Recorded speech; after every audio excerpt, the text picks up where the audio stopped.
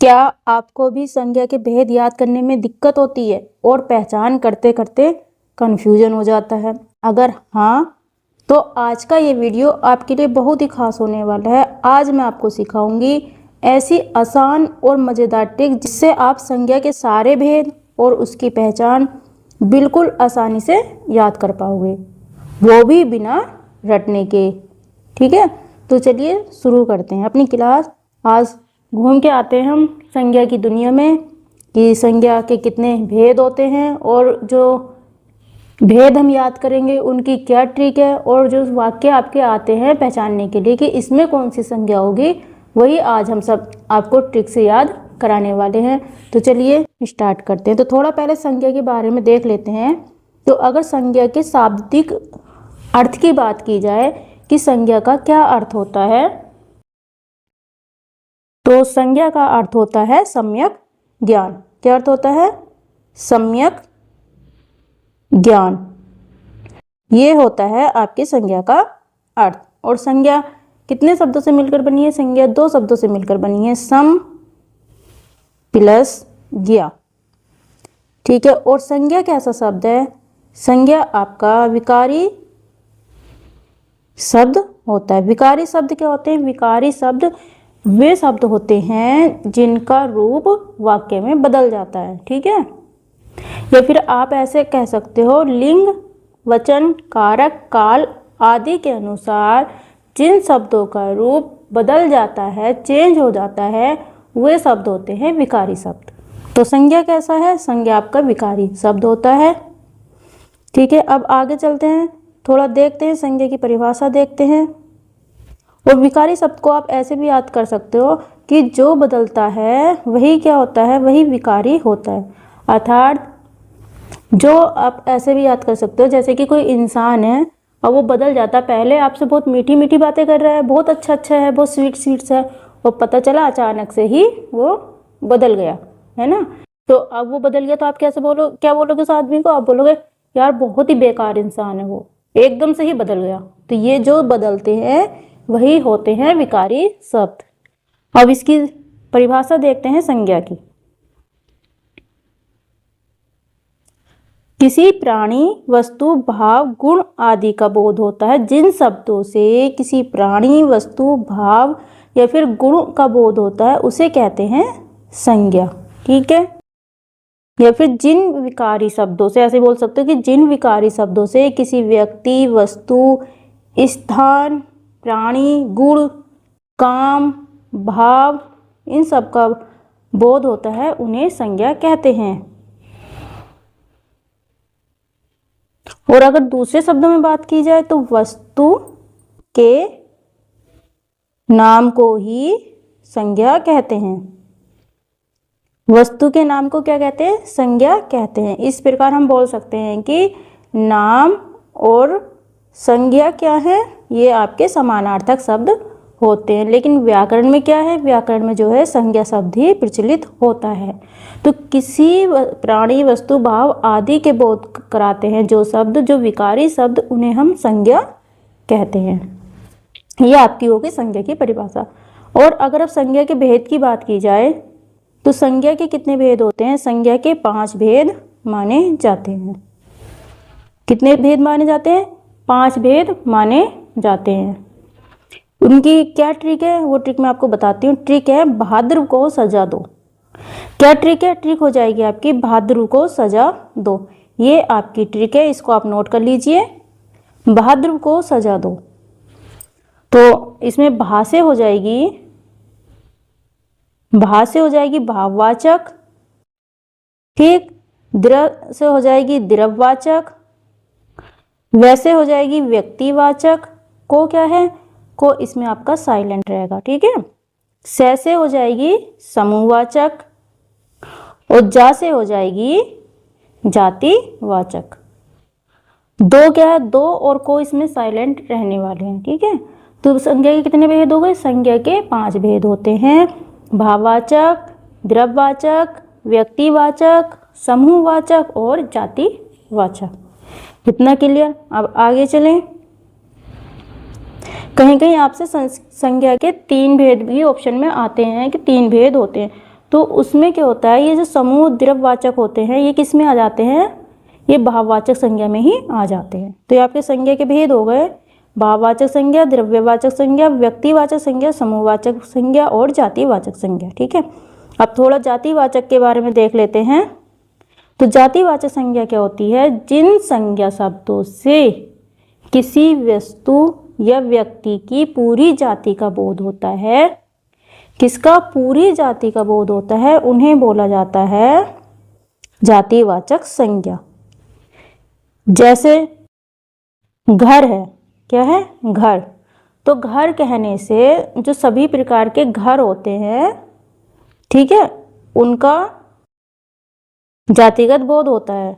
हमने घर कह दिया तो घर में सारे घर आ जाएंगे, चाहे आपका झोपड़ी का घर हो, है ना, जो झोपड़ी होती है, चाहे मिट्टी का घर हो, इग्लू वाला घर हो, तो इसमें क्या होगा, घर में आपके सारे घर आ जाते हैं। तो ये क्या शो कर रहा है, ये एक ही प्रकार की अनेक वस्तुओं का बोध होता है, जिसमें उसे जातिवाचक संज्ञा कहते हैं। तो एक ही प्रकार के घरों का ये बोध कर रहा है। ठीक है, घर से घरों का प्रकार का हो रहा है। जैसे पहाड़ है ना, पहाड़ कहेंगे तो हम पहाड़ कहने से क्या होगा, संसार के जितने भी पहाड़ हैं वो किस में आ जाएंगे, वो हो जाएंगे आपके जातिवाचक संज्ञा। या फिर नदी, नदी कहने से भी सभी नदियों का बोध हो जाता है ना। तो ये क्या होते हैं, ये जातिगत संज्ञा होती है। और जातिवाचक संज्ञा किन किन स्थिति में होती है, तो जातिवाचक संज्ञा आपको कहाँ मिलेगी, जैसे कोई व्यवसाय है, व्यवसाय हो गया, कोई पद हो गए, कार्यों के नाम हो गए, व्यवसाय, पदों और कार्यों के नाम जो होते हैं, या फिर संबंधी हो गए, है ना, रिलेटिव। तो ये सब किसका होते हैं, ये सब जातिवाचक संज्ञा के अंतर्गत आते हैं। जैसे हो गया, इसमें आपका क्या जाएगा, भाई, माँ। व्यवसाय क्या होगा, डॉक्टर, मंत्री, वकील, अध्यक्ष, ये सब पद हो गए आपके, व्यवसाय हो गए। और अध्यापक, काम जैसे मजदूर, तो ये सब क्या होते हैं, ये सब आपके जातिवाचक हो गए। इसके अतिरिक्त पशु पक्षियों के नाम जो हैं वो भी इसी में आते हैं, जैसे बैल। ट्रिक भी मैं आगे अभी बताने वाली हूँ, इसकी ट्रिक कैसे पहचानेंगे वो भी मैं आपको बताऊंगी। बैल, घोड़ा, हिरन, है ना, तोता, ये सब क्या हो गए, ये सब आपके जातिवाचक संज्ञा में आते हैं। वस्तुओं के नाम हो गए, मकान हो गया, है ना, मकान, कुर्सी, मेज, पेन। प्राकृतिक वस्तुएं हो गई, जैसे बिजली, वर्षा। ये जो नाम मैं बता रही हूँ इनको ध्यान रखना है, ये आपको नोट करने हैं। वर्षा, आंधी, तूफान, भूकंप, ज्वालामुखी, ये सब कैसे होते हैं, जातिवाचक संज्ञा वाले शब्द होते हैं, जातिवाचक संज्ञा होती है। अब जैसे ट्रिक की बात करते हैं, तो ट्रिक क्या है, दृश्य, मतलब जो जो शब्द है, जो जातिवाचक शब्द है वो आपको दिखाई देता है। जातिवाचक संज्ञा क्या होती है, दृश्य होती है, ये हमें दिखाई देती है। अगर आप इसे प्लेट में परोस के दोगे तो ये आपको दिखाई देती है। और बहुवचन होते हैं, और जिसके जैसे और हों, जैसे बैल है, बैल क्या आपको दिखाई देता है, बैल का बहुवचन बनाएंगे बैलो, है ना। और बैल के जैसे और भी होते हैं, जैसे घोड़ा, घोड़ा एक तो नहीं है, इसके जैसे और भी हैं। तो ये सब क्या हो गए, ये जातिवाचक हो गए। मैना, चील, आंधी, तूफान, मकान, कुर्सी, मेज, पुस्तक, समाचार पत्र, माँ बाप, भाई बहन, डॉक्टर, शहर, गांव, सागर। ठीक है, ये हो गए आपके जातिवाचक। तो जातिवाचक संज्ञा अगर वाक्य में आएगी तो आप उसे कैसे पहचानोगे, वो आपको दिखाई देती है। उस बहुवचन होती है, बहुवचन बनाए जाते हैं उसके, और उसके जैसे और भी होते हैं। क्लियर। आगे व्यक्तिवाचक संज्ञा की बात करते हैं। ठीक है, व्यक्तिवाचक संज्ञा कैसी होती है, व्यक्तिवाचक संज्ञा जो शब्द किसी स्थान, व्यक्ति या वस्तु के किसका नाम का बोध कराते हैं, जो नाम का बोध कराते हैं उन्हें बोला जाता है व्यक्तिवाचक संज्ञा। इसकी क्या ट्रिक होगी, ट्रिक इसकी होगी, ये दिखाई देगी, इसको भी आप प्लेट में परोस सकते हो। कहने का मतलब दिखती है, व्यक्तिवाचक संज्ञा आपको दिखाई देगी। ये हमेशा एक वचन रहती है, और ये क्या होती है, ये अकेली होती है। जातिवाचक क्या थी, जातिवाचक जिसके जैसे और हो, मतलब ग्रुप है ना, जिसके जैसे और होते हैं।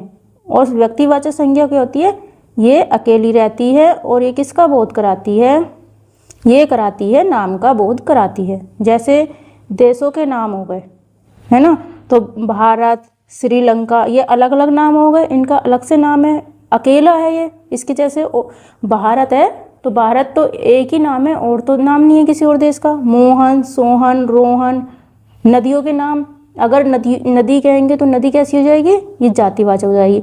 लेकिन जब नदी का अकेला नाम लेंगे, जैसे गंगा, ब्रह्मपुत्र, यमुना, तो जब नाम की बात आती है, जब अकेले होते हैं तो उसको बोला जाता है व्यक्तिवाचक संज्ञा। ग्रंथों के नाम हो गए, रामायण महाभारत, शहरों के नाम हो गए, समाचार पत्र के नाम हो गए, ये सब के होते हैं, ये होते हैं आपके व्यक्तिवाचक संज्ञा।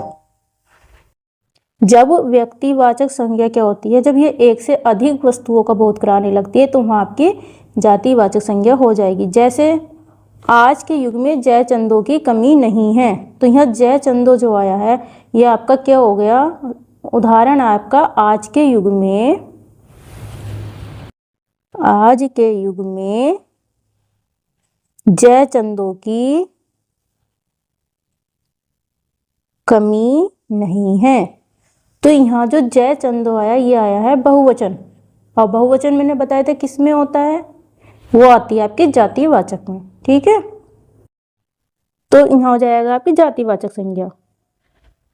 जब व्यक्तिवाचक संज्ञा एक से अधिक का बोध कराती है तो वहाँ आपकी जातिवाचक संज्ञा बन जाती है। अगर वो अकेली होती है, दिखाई देती है, एक वचन है, तो वहाँ आपकी व्यक्तिवाचक संज्ञा हो जाएगी। आगे चलें, भाववाचक संज्ञा। जिन शब्दों द्वारा भाव, दशा, गुण का बोध होता है उसे हम भाववाचक संज्ञा कहते हैं। ये ट्रिक क्या है इसकी, ट्रिक है ये मतलब अदृश्य होती है। भाव क्या है, इमोशन, इमोशन किसी के दिखाई नहीं देते, वो अंदर छिपे, हमारे अंदर छिपे हुए होते हैं ना इमोशन, तो अदृश्य होते हैं। आप हंसना है, रोना है, दुख है, कोई इंसान बहुत दुखी है अंदर से, वो बता नहीं पा रहा है, दिखा नहीं पा रहा, तो आप दुख को कोई प्लेट में थोड़ी ना परोस दोगे, नहीं ना, तो वो होती है, ये भाववाचक होती है अदृश्य। और भाववाचक संज्ञा की गणना नहीं की जा सकती कि कितना दुख है, कितना रो रहा है, तो उसकी गणना नहीं की जा सकती, तो वहाँ होती है भाववाचक संज्ञा। जैसे उदाहरण हो गया मिठास।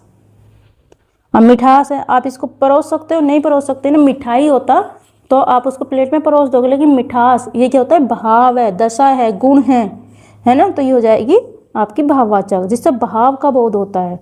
खटास हो गई है ना, मिठास, खटास, रसीला, कड़वा, अमीरी, गरीबी, ये क्या है, ये भाव को शो करते हैं। या चढ़ाई, ढलान, उन्नति, अवनति, बुढ़ापा, जवानी, है ना, बुढ़ापा, तो ये सब हो जाएंगे आपके भाववाचक शब्द। और भाववाचक क्या है, भाववाचक संज्ञा को आप 5 प्रकार से बना सकते हो। कैसे बना सकते हो, जैसे है जातिवाचक संज्ञा। जातिवाचक संज्ञा क्या है, मानव, मानव क्या है, मानव आपका जातिवाचक संज्ञा है, लेकिन जब इसको आप मानवता बोलोगे तो मानवता क्या हो जाएगी, ये हो जाएगी आपकी भाववाचक संज्ञा। मित्र, मित्र आपका जातिवाचक संज्ञा से सभी मित्रों का पता चल रहा है ना, तो मित्रता, मित्रता कैसी हो जाएगी, ये हो जाएगी आपकी भाववाचक संज्ञा। एक तो आप जातिवाचक संज्ञा से बना सकते हो। दूसरे की बात करते हैं तो आप सर्वनाम से बना सकते हो, है ना, अपना, अपना, अपना क्या है, सर्वनाम है, लेकिन अपनापन ये भाव होता है, ये आप महसूस कर सकते हो, है ना, तो सर्वनाम से हो जाएगी अपनापन। अहम, अहम से हो जाएगी अहंकार, निज से हो जाएगी निजत्व, तो सर्वनाम से आप बना सकते हो। विशेषण की बात करते हैं तो सुंदर, सुंदर क्या है, विशेषण है, लेकिन सुंदरता ये आपके भाववाचक संज्ञा हो जाएगी। कठोर, कठोर से कठोरता हो जाएगी। और क्रिया, क्रिया से लिखना, लिखाई, खेलना, खेल, चल, चलना, ऐसी आप अव्यय से ही भाववाचक संज्ञा बना सकते हो। जैसे निकट, निकट से निकटता, समीप, समीपता, दूर, दूरी, तो भाववाचक संज्ञा क्या है, 5 प्रकार से भाववाचक संज्ञा बनाई जाती है। एक जातिवाचक से हो गई, एक सर्वनाम से हो गई, विशेषण से हो गई, क्रिया से और अव्यय से। क्लियर। अब देखते हैं समूहवाचक संज्ञा क्या होती है। तो जिन संज्ञा शब्दों से एक ही जाति की वस्तुओं का बोध होता है या उसके समूह का बोध होता है उसे हम समूहवाचक संज्ञा कहते हैं। जैसे हो गया कक्षा, है ना, कक्षा, समूह,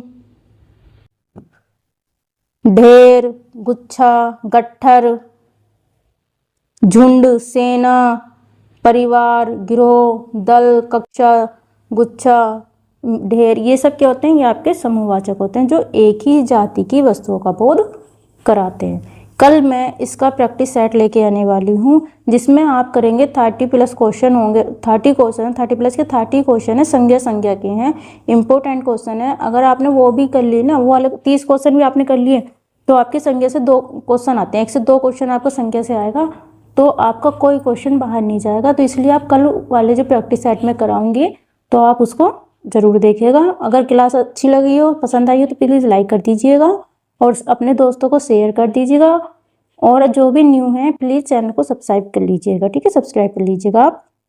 तो अब बात करते हैं द्रव्यवाचक संज्ञा की।